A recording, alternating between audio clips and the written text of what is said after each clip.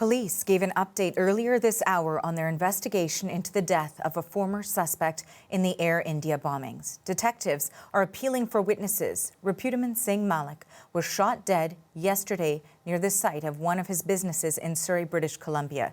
He had been acquitted of mass murder and conspiracy charges related to the pair of bombings in 1985 that killed more than 330 people, mostly from the Toronto and Vancouver areas.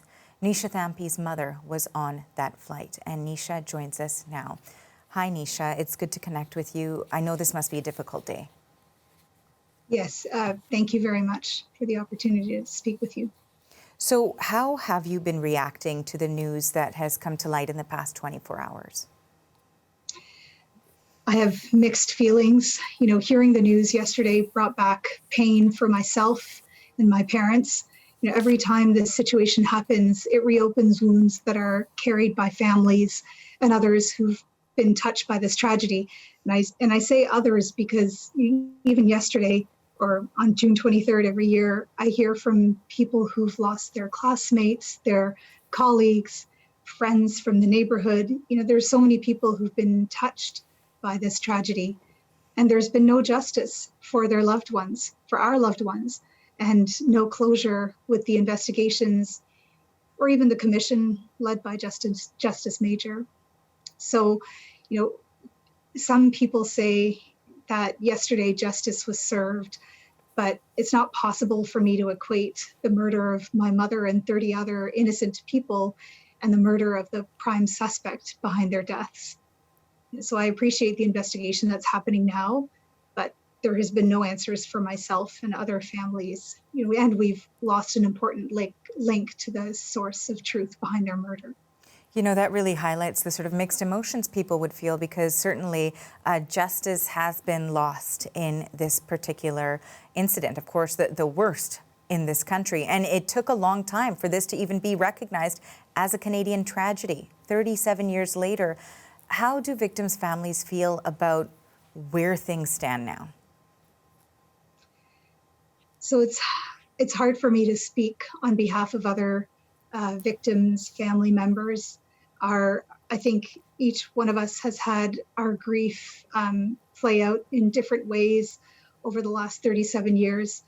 I can certainly say that for my family, it's been complicated. You know, like I said, the wounds are reopened every time we're reminded of how challenging it was to get answered, the event itself, the loss of the individual, and the inability to understand how this happened.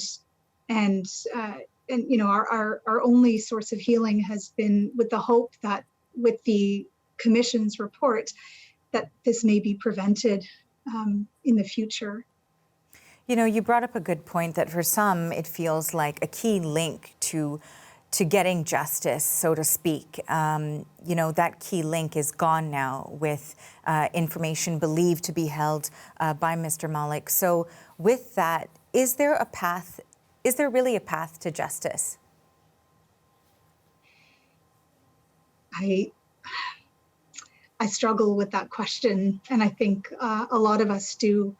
I think that it's going to be harder to be able to speak to justice in terms of bringing forward individuals who were responsible, processes that were not that were not met or that were bungled and had led to, you know, our inability to prevent this event from happening and to bring people to justice. And so that's why I tend to focus on healing and trying to prevent this from happening again, with raising awareness around the story of the Air India bombings, because not even that is in many Canadians' consciousness. The story of it being an act of terrorism that originated on Canadian soil, and understanding that so long as we have these processes that are either not in place or that are not routinely followed to investigate potential threats of terrorism, that we continue to be vulnerable in Canada to these events happening again. You know, you pointed out some things there, wondering how you and those maybe close to you who you can connect with would like for this to be remembered or studied as we go forward.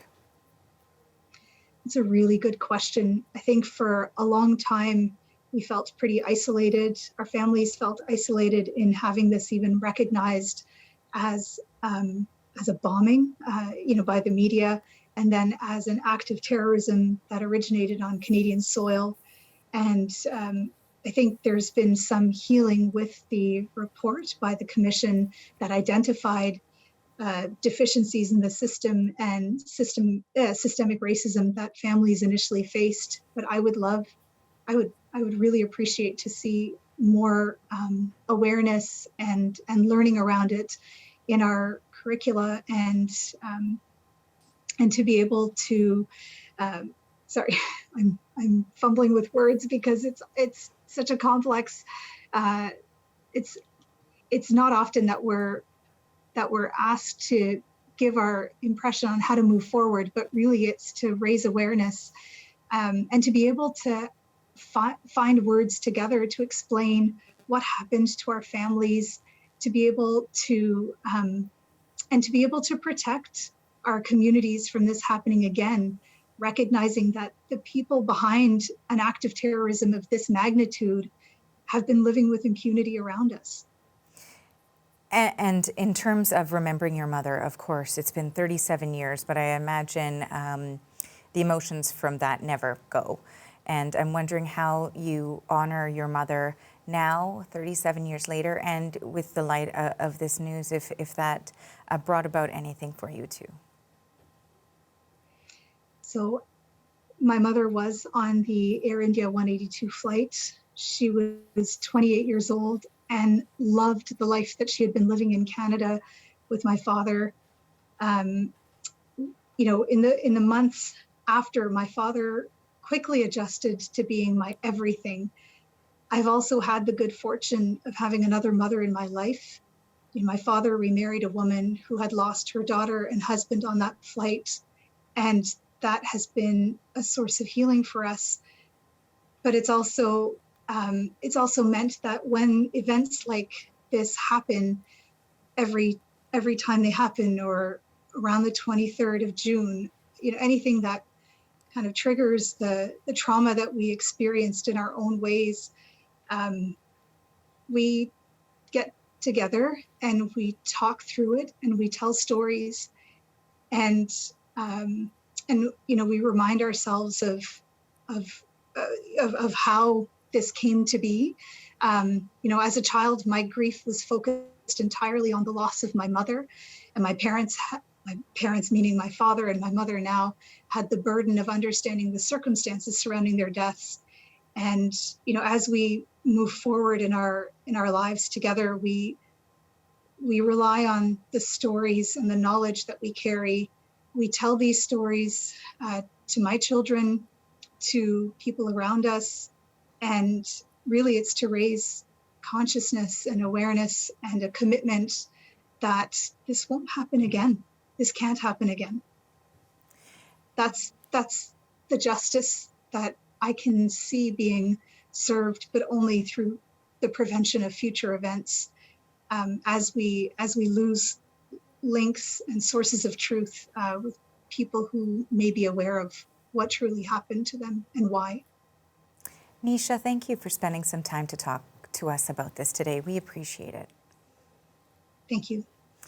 That is Nisha Thampi in Ottawa. Again, her mother was on that Air India flight. We appreciate your time.